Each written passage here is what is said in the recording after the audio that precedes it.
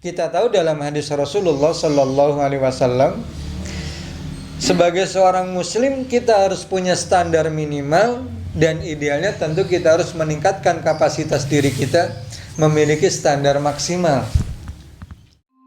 Sebelum menonton video ini, jangan lupa subscribe Kilau Online. Terima kasih sudah menjadi sahabat baik bagi mereka yang membutuhkan.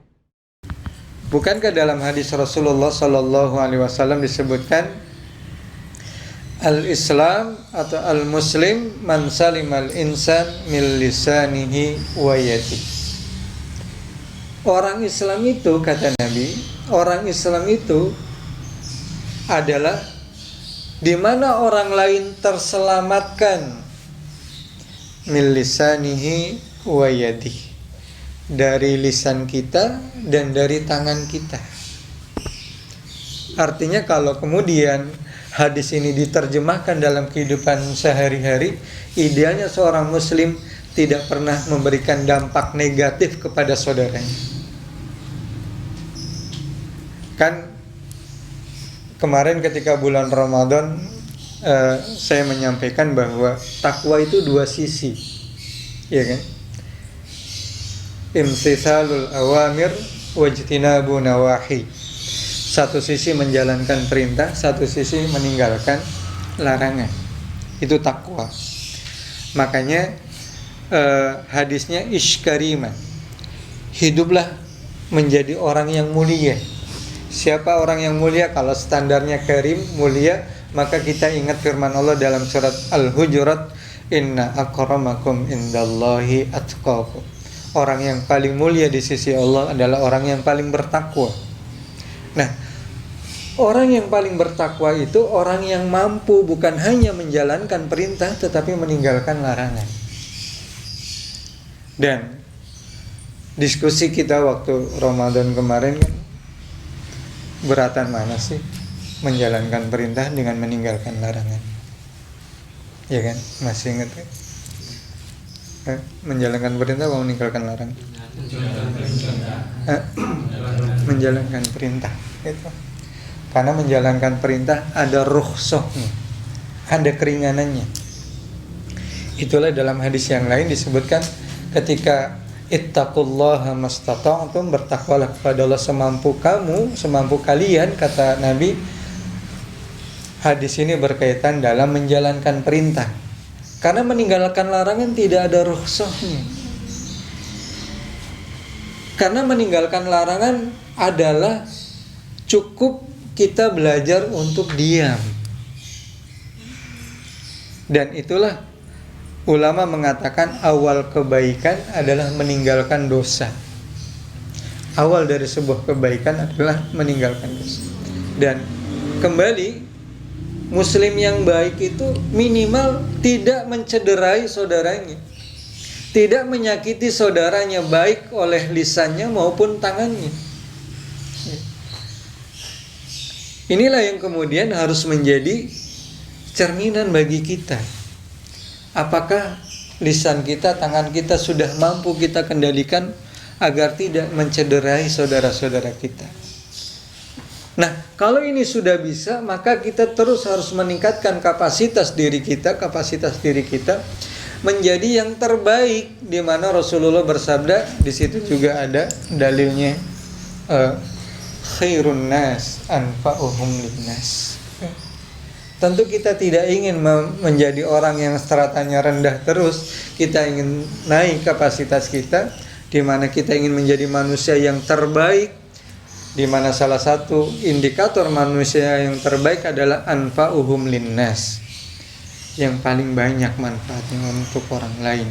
Itulah maka di situ disebutkan ada kalimat nafi'un li ghairihi. Kita memberikan manfaat untuk orang lain karena Allah menciptakan kita tidak untuk main-main. Allah menciptakan kita serius.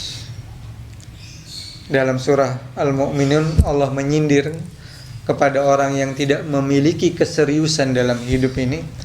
Afahasibtum annama khalaqnakum abatha. Apakah kalian mengira Allah menciptakan kalian main-main saja? Iseng-iseng gitu ya. Tidak. Allah serius menciptakan kita. Kita punya misi besar, punya tugas besar yang harus kemudian kita tanamkan dalam kehidupan kita, di mana salah satunya yang harus kita pikirkan, apakah keberadaan kita memberikan manfaat yang baik untuk lingkungan kita, baik itu lingkungan tempat tinggal kita, lingkungan kerja kita. Ya. Makanya seorang ulama mengatakan, orang yang tidak memiliki karya, dia hanya akan menambah beban berat dunia ini. Jadi jangan sampai kemudian keberadaan kita hanya menambah volume bumi ini, menambah beban berat bumi ini. Maka marilah kita berkarya, marilah kita punya cita-cita besar, yaitu apa? Ish karimah. Itulah mengapa kemudian kemerdekaan itu merupakan sesuatu yang sangat berharga. Ketika dalam perang pembebasan Romawi, Panglima Rustum dari pasukan Romawi yang memimpin pasukan pada waktu itu melihat hebatnya kabar gembira, kabar tentang dahsyatnya tentara Islam, tentara umat Islam, maka dilakukanlah penjajakan.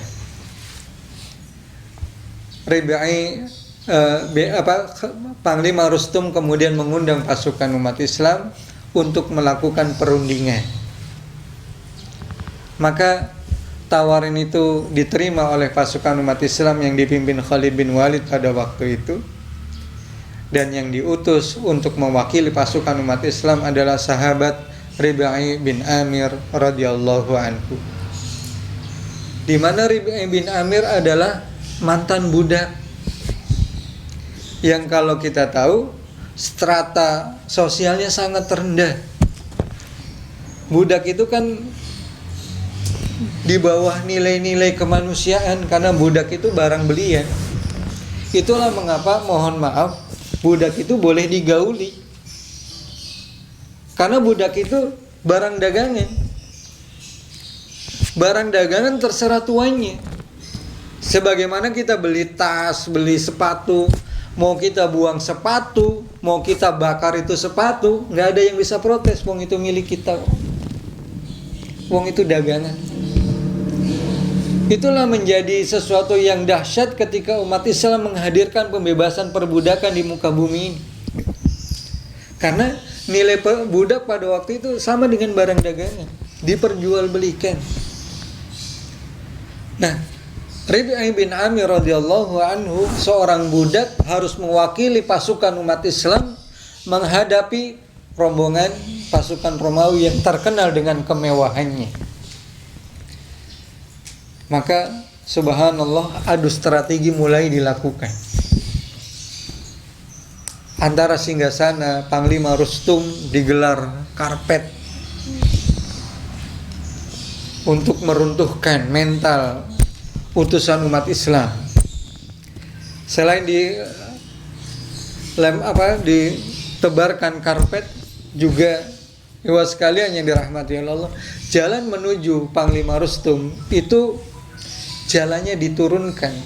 Jadi kalau gapuranya direndahkan, sehingga tidak ada pilihan untuk bisa melewati gapura itu kecuali harus menunduk, harus sujud.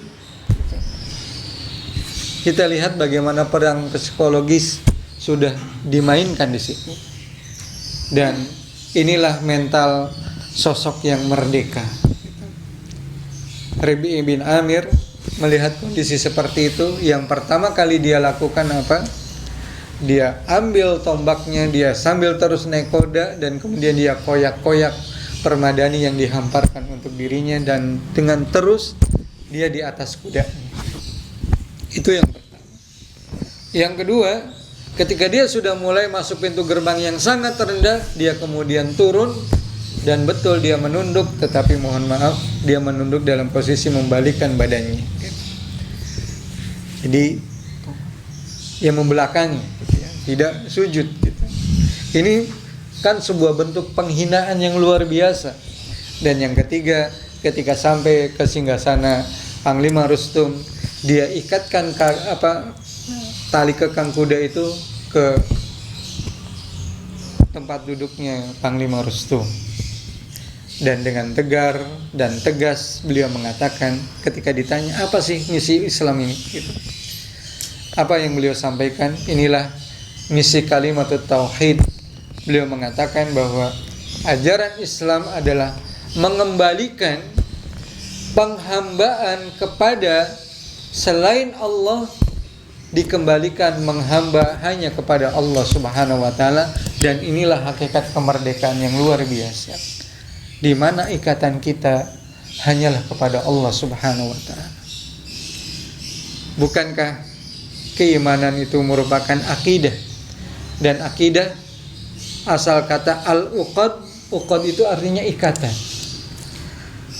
tali kekang, di mana kita hanya ingin diikat oleh Allah Subhanahu wa taala, kita hanya ingin dikendalikan oleh Allah Subhanahu wa taala, dan sekali lagi itulah hakikat kemerdekaan yang sejati. Ibu sekalian yang dirahmati oleh Allah, hidup harus mulia, mati harus sebagai syuhada, mati yang terbaik. Jamaah sekalian yang dirahmati oleh Allah, kita ini hidup kalau menurut hadis Rasulullah kan kisaran antara 60 sampai 70 tahun. Di sini selain saya yang paling tua siapa lagi?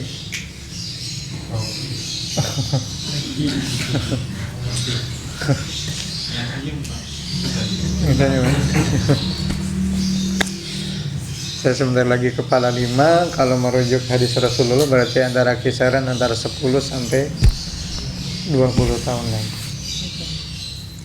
Makanya kalau kita lihat Khulafaur Rasyidin itu umurnya antara 60 sampai 70.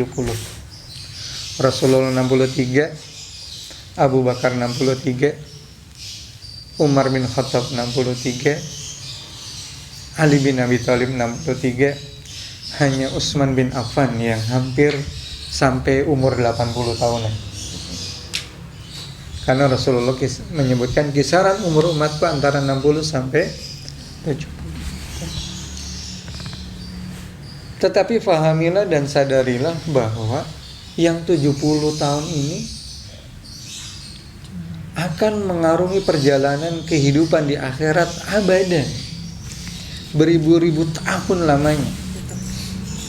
Kita bisa membayangkan bagaimana bekal yang kita siapkan 70 tahun, katakanlah dipotong masa balik 15 tahun gitu. Ya.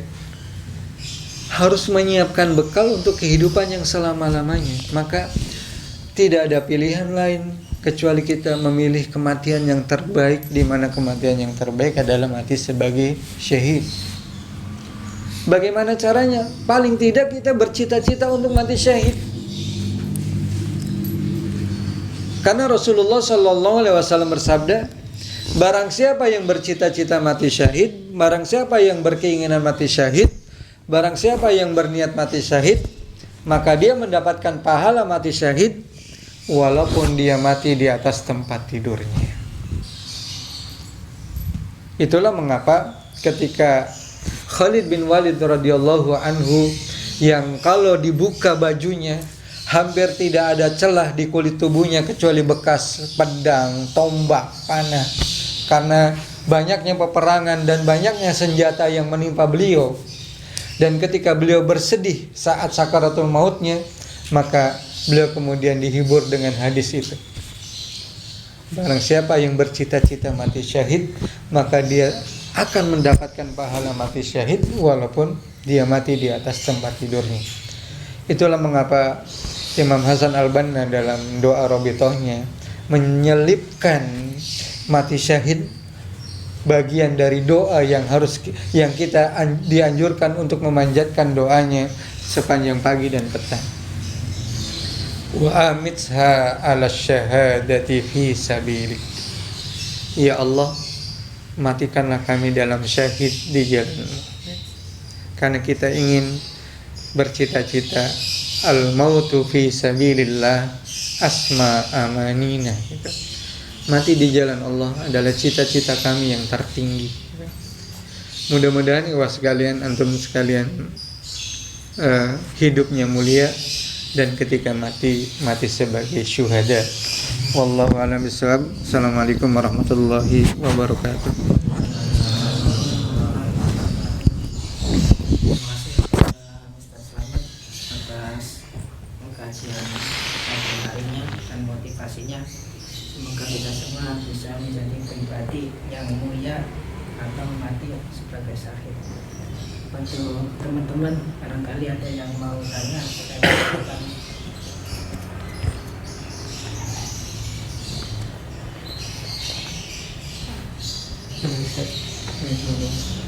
Terima kasih. Dalam konteks manusia itu ya, mungkin kalau konteks agama itu sangat cocok, tapi dalam konteks membela negara seperti para pejuang kita ya, kan pejuang kita itu tidak semuanya Muslim. Dikatakan bahwa Pierre Tendian itu Kristen, Gusti Ngurah Rai itu Hindu. Itu bagaimana konteksnya Ustaz? Karena dalam katanya syahid itu dalam konteks agama, membela agama. Ini dalam konteks membela negara, apa itu termasuk mati syahid. Nah, bagaimana kalau yang bukan Muslim itu pejuang itu? Terima kasih Ustaz. Kalau kita baca Sirah Nabawiyah dalam baca sejarah Nabi,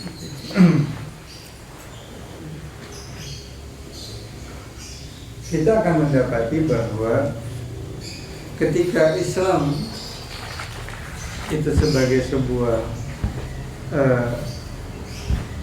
aturan yang diterapkan di masa Rasulullah SAW, Islam juga mengatur bagaimana hubungan-hubungan dengan sesama non-Muslim di dalamnya. Itu yang bagus. Nah, sekarang pertanyaannya adalah bagaimana kondisi negara kita yang dulu diperjuangkan bukan hanya diperjuangkan oleh umat Islam, tetapi banyak bangsa-bangsa lain atau orang-orang yang beragama di luar Islam juga ikut berjuang. Ibu sekalian, sahabat sekalian yang dirahmati oleh Allah, dalam kamus kehidupan kita ada beberapa khitab, ada beberapa komunikasi. Kalau sesama orang beriman, maka kita khitabnya adalah khitab imani, komunikasi orang-orang yang beriman. Selalu kita kaitkan dengan urusan Allah Subhanahu wa Ta'ala. Selalu kita kaitkan dengan akhirat, dengan ruh, nilai-nilai keimanan itu sendiri. Tetapi kita juga tidak hanya berkomunikasi dengan khitab iman, tetapi kita juga ada khitab insan, berkomunikasi sebagai sesama manusia, sebagai sesama anak bangsa. Dalam konteks memperjuangkan kemerdekaan, kita sepakat bahwa apalagi nilai-nilai yang tercantum dalam katakanlah pembukaan Undang-Undang Dasar 1945 disebutkan bahwa penjajahan itu tidak layak untuk tampil di permukaan bumi ini. Dan saya kira itu nilai-nilai yang disepakati oleh semua bangsa yang ada di dunia ini. Nah, itulah kemudian yang menggerakkan sebagian saudara-saudara kita yang memiliki kecintaan terhadap tanah air untuk memperjuangkan kemerdekaan. Nah, tinggal permasalahannya adalah yang pertama tentu motivasi, niat. Dan kita tahu bahwa sahabat sekalian yang dirahmati oleh Allah, kalau kita belajar tentang sejarah, apa sih motivasi penjajahan Belanda maupun Portugis ke negeri kita? Kalau yang pernah mendapatkan materi Ghazul Fikri, mungkin kita mengenal ada 3G ya. Gold, Glory, Gospel. Motivasi mereka menjajah adalah 3G. Ada emas, glory, kekuasaan, gospel, dan ketuhanan. Ya, agama. Mau tidak mau, mereka menjajah juga ada motivasi agama. Itulah mengapa kita lihat kalau dalam sejarah perjuangan bangsa kita hampir, ini sekarang sudah mulai dikembalikan, diingatkan kembali peran umat Islam yang terpinggirkan. Hampir banyak orang ulama yang memimpin perjuangan bangsa negara ini untuk membebaskan kemerdekaan. Itu satu sisi. Nah, bagaimana kemudian terhadap sekali lagi para pejuang yang dalam tanda kutip secara akidah berbeda dengan kita? Maka kita tetap mengapresiasi mereka sebagai pejuang. Urusan apakah perjuangan mereka diterima atau tidak itu adalah urusan dia dengan Tuhannya. Kalau dalam kacamata kita kan mensyaratkan keimanan untuk mendapatkan pahala merupakan salah satu prasyarat utama. Makanya dalam Al-Quran disebutkan man 'amila shalihan min dzakarin wa unsa wa huwa mu'minun wa huwa falanuhyiyannahu hayatan thayyibah.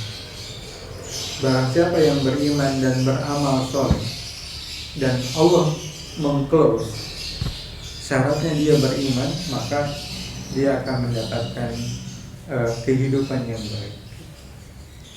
Jadi sebagai sisi kemanusiaan kita tetap mengapresiasi mereka, beliau-beliau yang telah berjuang, karena itulah kaidah yang diajarkan kepada kita, karena Rasulullah bersabda man la yashkurun nas la yashkurullah. Hadisnya kan begitu. Barang siapa yang tidak bisa berterima kasih kepada manusia, maka dia tidak pernah bisa bersyukur kepada Allah. Inilah mengapa dalam salah satu aspek pendidikan anak, ajari anak kita terbiasa mengucapkan terima kasih. Karena di situ dia akan belajar untuk bersyukur kepada Allah. Seringkali kan mohon maaf, anak kita yang sudah punya anak ya, kalau dikasih bukannya terima kasih dulu, komplain dulu. Komplain tidak sesuai dengan keinginannya, komplain misalnya dibandingkan dengan adik atau kakaknya gitu ya. Nah, itu yang harus kita ajarkan kepada anak kita ketika mendapatkan sesuatu baik dari diri kita maupun dari orang lain.